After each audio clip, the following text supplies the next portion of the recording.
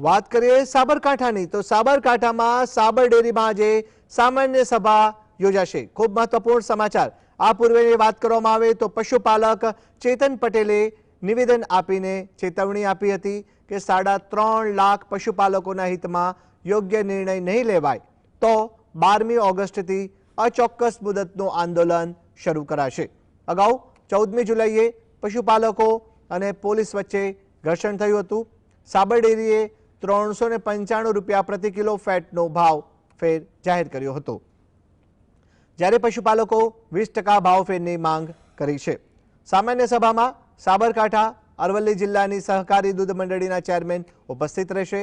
સાબર ડેરીમાં ચુસ્ત પોલીસ બંદોબસ્ત ગોઠવાયો છે। ચેતન પટેલે પોલીસથી ન ડરવા અને વિરોધ કરવાની હાકલ કરી હતી।